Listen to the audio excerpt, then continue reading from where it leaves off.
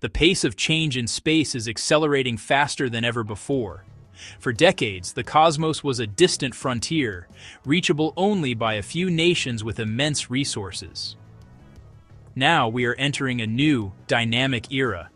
This is not the space race of the 20th century.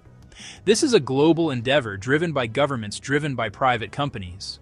We are witnessing a fundamental shift in how we approach the final frontier.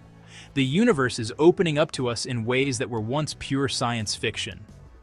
This change is not just happening out there, it is poised to transform life right here on Earth. We see this transformation unfolding on multiple fronts. Rockets now land themselves, ready to fly again. Swarms of small satellites are being launched, blanketing the globe with connectivity. Robots are becoming more sophisticated, capable of performing complex tasks in orbit without human intervention. We are actively planning our return to the moon, not just to plant a flag, but to stay. We are designing habitats for long-term survival on other worlds. The dream of becoming a multiplanetary species is moving from the drawing board to the launch pad. These are not distant dreams. They are active projects, funded and under development today. The scale of our ambition has expanded beyond our own planet. We are sending probes to Mars. We are sending rovers to Mars, searching for signs of past life, preparing the way for future human visitors. We are building new space stations, not just as scientific outposts, potential commercial hubs. The moon is once again in our sights, viewed as a stepping stone to the wider solar system. It holds resources, scientific secrets that could unlock new technologies and a deeper understanding of our own world's history. The progress we make on Earth, the progress we make on the moon, the progress we make on Mars is interconnected, each success building upon the last. This new age of space exploration is different because it is more accessible. The falling cost of launch is allowing more nations, more companies, even more universities to participate. Ideas that were once too expensive to even consider are now becoming viable. The tools we are developing are not just for astronauts, they are for all of humanity. Better weather forecasting, global internet access. The benefits of this new space age will be felt by people in every corner of the world. We are not just exploring space. We are learning to use space to solve problems on Earth. For most of space history, rockets were like disposable cameras. You used them once, and then you threw them away. The most expensive parts would burn up in the atmosphere or crash into the ocean. This made spaceflight incredibly expensive. Imagine flying from New York to London on a plane that you had to discard after a single trip. That is precisely how we operated for over 60 years. Every launch required a brand new multi-million-dollar rocket. This fundamental economic barrier limited what we could do and how often we could do it. It kept space an exclusive domain. The game has now changed with the advent of reusable launch systems. SpaceX Blue Origin have pioneered rockets that can return to Earth after their mission. They perform a controlled descent and land upright on a designated pad on a drone ship at sea. This is a monumental engineering achievement. It requires precise calculations, powerful onboard computers, sophisticated control systems to guide a skyscraper-sized object back through the atmosphere to a soft landing. This process transforms the rocket from a disposable commodity into a reusable asset, much like a commercial airliner. The impact of reusability on the cost of accessing space is profound. By reusing the most expensive components, like the first-stage boosters and the powerful engines, the cost per launch plummets. This is not a small reduction. It is a dramatic decrease, an order of magnitude shift. Lower costs mean we can launch more frequently, deploy more satellites, send more scientific instruments, conduct more experiments. It opens the door for ambitious projects like large satellite constellations and permanent bases on the moon that were previously economically unfeasible. This is the key that unlocks the next era of space development, creating a reliable, frequent transportation system to orbit. Satellites have been a part of our lives for decades, but a new type of satellite system is changing everything. In the past, most communication satellites were large, expensive, and placed in a very high geostationary orbit. They were powerful but few in number. Today we are seeing the rise of satellite constellations. They orbit the Earth much closer in what is known as low Earth orbit, or LEO. This proximity allows for faster communication, with much less delay than traditional satellites. These LEO constellations are poised to provide high-speed internet access to the entire planet. For people in remote rural areas, on ships at sea, or in developing nations, reliable internet has been a distant dream.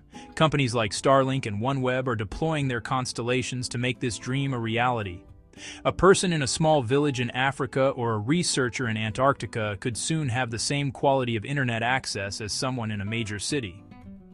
This has the potential to bridge the digital divide, unlocking educational and economic opportunities for billions of people who are currently underserved. Beyond global internet, these advanced satellite networks will improve many other services we rely on: Earth observation, weather forecasting, navigation systems, disaster monitoring. The more eyes we have in the sky, the better we can manage our world. The technology behind these satellites is also advancing rapidly. They are smaller, more efficient, and often feature inter-satellite communication links. Data can be routed from one satellite to another around the globe without having to come back down to a ground station, creating a resilient, fast global backbone, like building a new internet in the sky. Space is a challenging place to operate. It is vast. Communication with spacecraft can be slow. A radio signal from Earth to Mars can take over 20 minutes to arrive.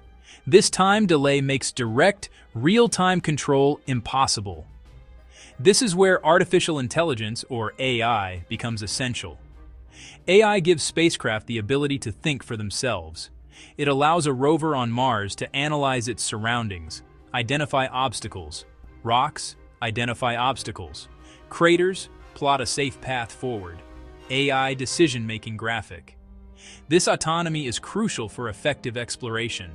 AI also keeps spacecraft healthy. Space is harsh, extreme temperatures and radiation. Components can fail unexpectedly.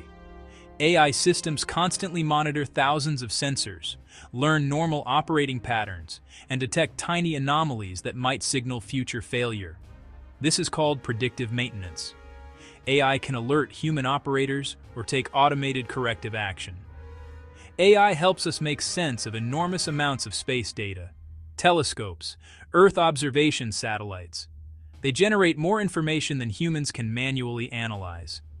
AI sifts through petabytes, searching for patterns, finding new exoplanets in light curves, helping climate scientists identify global weather trends. The future of AI in space is even more ambitious. Future missions will rely on AI for complex tasks. Imagine a team of robots on the moon managed by a central AI. Robots collaboratively build structures. Robots collaboratively mine resources. The AI assigns tasks, coordinates movements, adapts to unforeseen challenges. As we push farther, moons of Jupiter, moons of Saturn, communication delays grow longer. AI will not just be a helpful tool, it will be a necessary partner in our cosmic journey. The next great leap in space will be built by robots. Really. Advanced robotics are moving beyond simple exploration rovers, becoming the construction workers and maintenance crews of the orbital environment. For years, tasks like repairing a satellite were either impossible or required a dangerous and expensive human spacewalk. Now, we are developing robotic systems that can do this work. Approach a malfunctioning satellite, diagnose the problem, replace a broken component, extend the life of valuable assets in orbit. One of the most pressing challenges in orbit is the growing problem of space debris. Defunct satellites, spent rocket stages, small fragments circling the Earth at incredible speeds. A collision with even a small piece of debris can destroy a functioning satellite. Advanced robotic missions are being designed specifically to address this threat.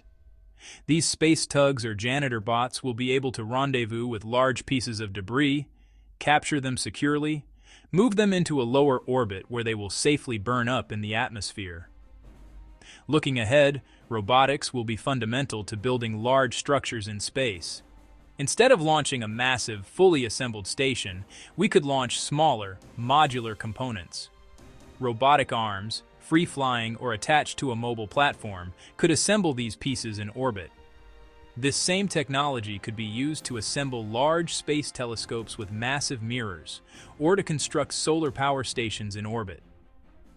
The ultimate vision is for robots to build habitats and infrastructure on the Moon and Mars, before humans even arrive, using local materials, or regolith, to 3D print landing pads, habitats, radiation shields.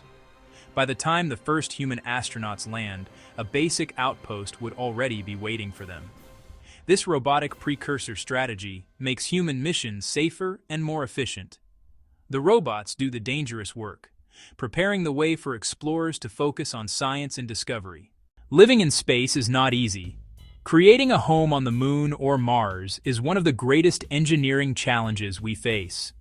First and foremost, a habitat must provide the basics of life: breathable air, clean water, stable temperatures. On Earth, our planet's atmosphere and magnetic field do this for us. In space, we have to build it all from scratch. This requires robust life support systems that can recycle air and water with near-perfect efficiency. On a long-duration mission to Mars, you cannot just pack enough water for the whole trip. You must be able to reclaim every drop. The second major challenge is radiation.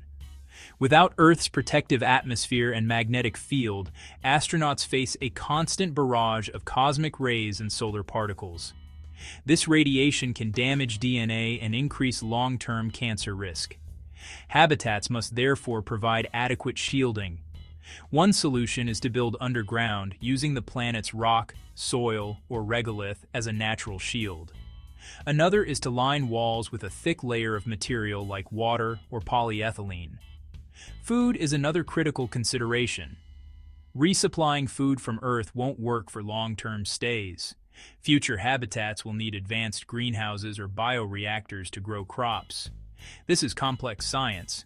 We need to understand how plants grow in lower gravity and how different lighting conditions affect them. NASA has already run experiments on the ISS, growing lettuce, radishes, and chili peppers. These experiments teach us how to create sustainable, self-sufficient food systems, a vital step toward independence from Earth. Finally, habitat structure is a hot area of innovation. Traditional rigid modules are heavy and bulky. New concepts include inflatable habitats launched compact and then expanded in space that gives much more living and working volume for the same launch mass. Another breakthrough is 3D printing. We could send 3D printing robots to the Moon to Mars to build structures out of local soil mixed with a binding agent. This in-situ resource utilization is the key to a sustainable, affordable presence beyond Earth. Inflatables, closed loops, shielding, and agriculture integrated into a resilient habitat architecture built for the long haul. Getting anywhere in space is all about propulsion. It is about how we push things from one place to another. For decades, we have relied almost exclusively on chemical rockets. These engines work by burning a fuel and an oxidizer to create a powerful, hot exhaust. They provide a tremendous amount of thrust, or pushing force, perfect for getting into orbit quickly. However, once you are in space, the rules change. For long journeys, efficiency matters more than raw power. This is where electric propulsion systems, like ion drives, come into play.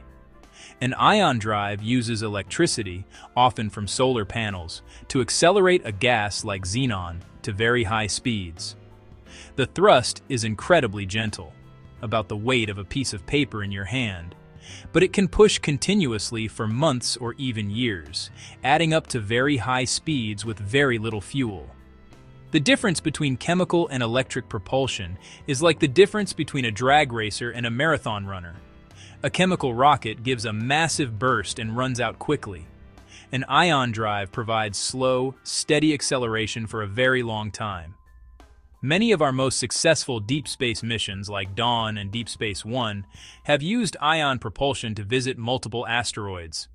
Scientists and engineers are also working on even more advanced concepts. One is nuclear thermal propulsion, using a nuclear reactor to heat a propellant like liquid hydrogen to extreme temperatures, creating a very powerful and efficient exhaust.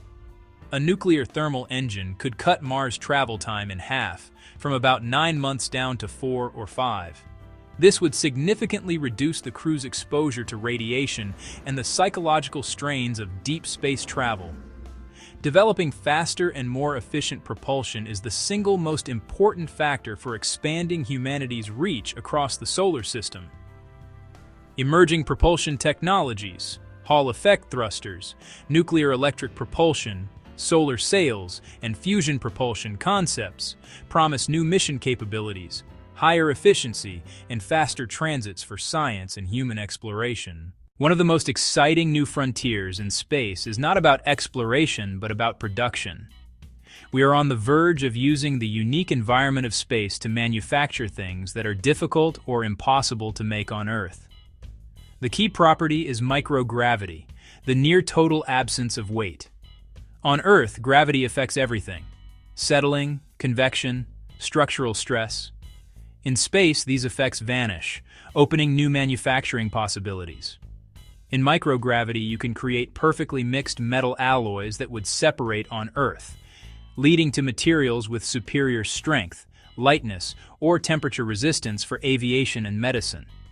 You can also grow much larger and more perfect protein crystals, essential for understanding diseases and developing new drugs.